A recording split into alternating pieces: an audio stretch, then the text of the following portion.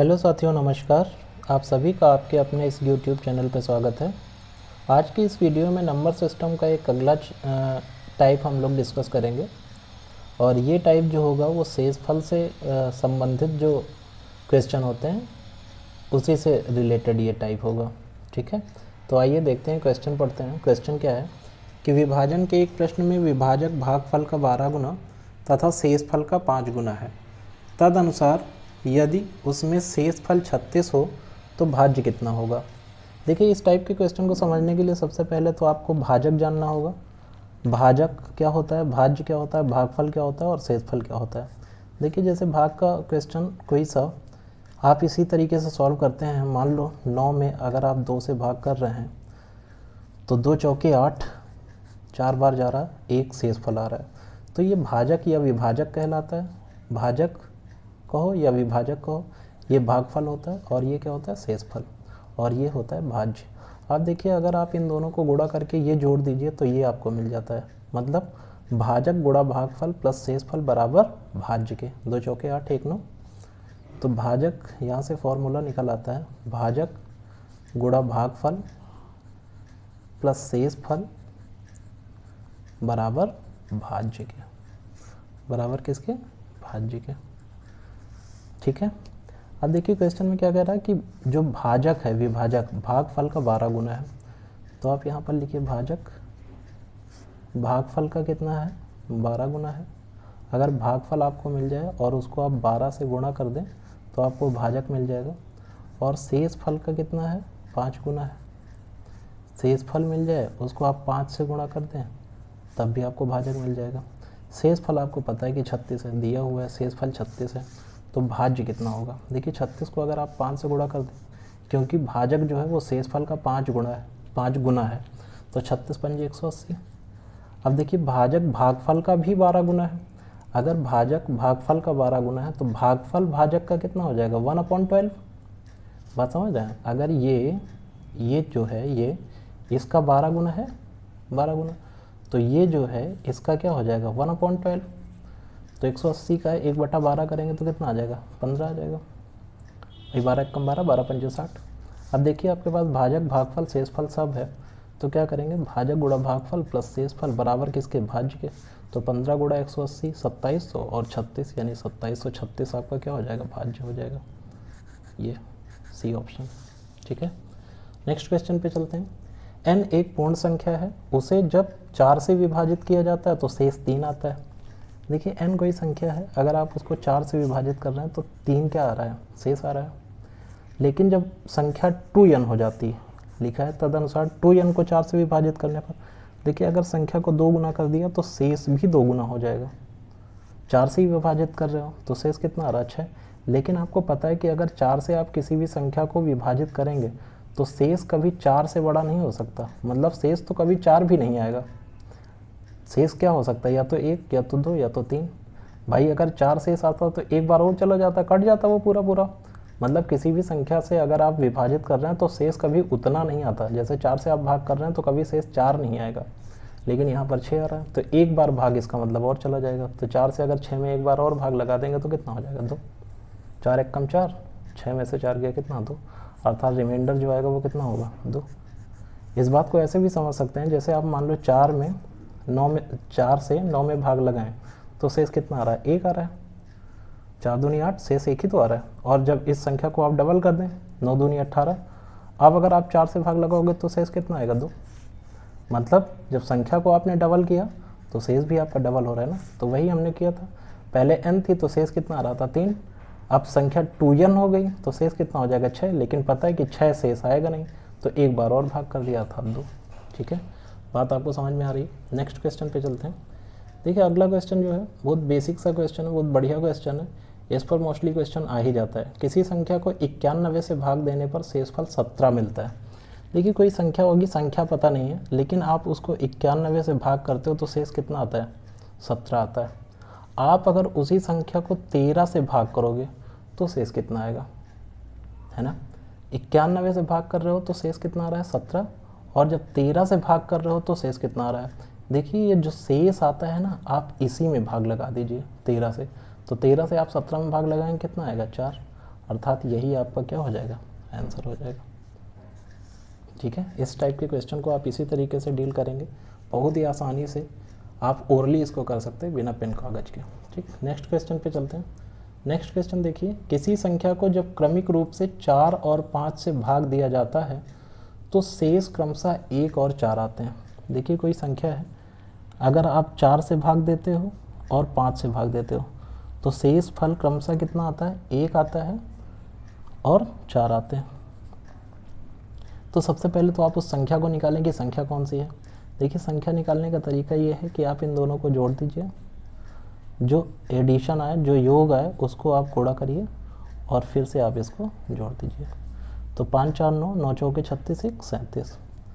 अब आप चेक कर लिए कि 37 जो संख्या आई है क्या वो सही है। 37 में आप 4 से भाग करिए तो 4 नहीं का 36, शेष 1 आ रहा है। 5 से भाग करिए, 5 से अगर आप भाग करेंगे तो 5 से आपको 37 में भाग नहीं करना, उसके भागफल में करना है। किसके, जैसे आपने 4 से पहले भाग किया तो 4 नहीं का 36, शेष कितना आ रहा है, 1, कह भी रहा है 1। लेकिन अब जब आप 5 से भाग करेंगे तो 37 में भाग नहीं करना, यहाँ पर अगर लिखा है क्रमिक रूप से तो इसका मतलब इस भागफल में भाग करना है 5 से। 5 से अगर आप भागफल में भाग करोगे 9 में तो कितना आ रहा है, 5 1 5 अर्थात 4। मतलब इसका क्या है, आपसे कह भी रहा था कि क्रमिक रूप से भाग करने पर 4 और 5 से शेष पर कितना आ रहा है, क्रमशः 1 और 4 आ रहा है। तो इसका मतलब संख्या आपकी क्या है, 37 है। अब कह रहा है कि आप क्रमिक रूप से 5 और 4 से भाग दीजिए। 5 से अगर आप भाग करते हैं इसको तो 5 से आप भाग करोगे कितना, 5 सते 35, कितना हो जाएगा, 5 से अगर आप भाग करोगे 37 में तो 5 सते 35 अर्थात 2, तो एक शेष तो 2 आ जाएगा। और फिर क्रमिक रूप से कह रहा है ना, क्रमिक रूप से, तो अब 4 से भाग करना है किस में, 37 में नहीं भाग करना, इसके भागफल में 7 में। तो 4 से अगर आप 7 में भाग करोगे तो 4 1 कम 4 अर्थात कितना आएगा, 3। तो आपके जो शेष फल आएंगे वो कितने आएंगे, 2 और 3 अर्थात आपका सी ऑप्शन। ठीक है, बातें आपको समझ में आ रही। नेक्स्ट क्वेश्चन पे चलते हैं। देखिए नेक्स्ट क्वेश्चन क्या है।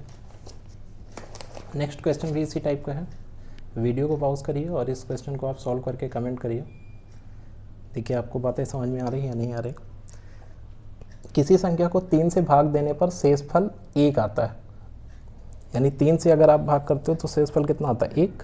जब इस भागफल को 2 से भाग किया जाता है, देखिए पिछले वाले क्वेश्चन में क्रमिक रूप से लिखा था, लेकिन इसमें क्रमिक रूप से नहीं लिखा, इसमें लिखा जब इस भागफल को 2 से भाग दिया जाता है। इसमें स्पष्ट लिखा हुआ है, तो 2 से भाग करेंगे तो कितना आता है, शेषफल 1 आता है। पहले तो संख्या निकालिए। संख्या निकालने का तरीका आपको बताया, पहले आप जोड़िए, जोड़ने के बाद गुणा करिए, गुणा करने के बाद फिर से जोड़िए। तो 2 1 3 3 3 9 9 1 10। कह रहा है यदि मतलब ये 10 क्या, ये 10 वही संख्या है जिसमें आप 3 से भाग करते हो तो शेषफल कितना आता है, 1। और जो भागफल आता है उसको 2 से भाग करते हो तो शेषफल कितना आता है, 1। अब कह रहा है यदि प्रारंभिक संख्या को 6 से भाग किया जाए, 6 से भाग करके देखिए, 6 से भाग करेंगे तो कितना आएगा, 6 कम 6 अर्थात 4। बी ऑप्शन आपका राइट आंसर हो जाएगा। नेक्स्ट क्वेश्चन देखिए, 2 अंकों वाली किसी संख्या की पुनरावृत्ति करने से, जैसे 37 37 या 63 63 से बनी 4 अंकों वाली संख्या सदैव विभाज्य होगी। देखिए अगर मान लो 2 अंकों से रिपीट करके 4 अंकों की कोई संख्या बनाई गई, जैसे मान लो 37 37 ही है, तो ये सदैव किससे विभाज्य होगी। इसके लिए आप जरा देखिए 37 को आप क्या लिख सकते हैं, 37 के फैक्टर कर लीजिए।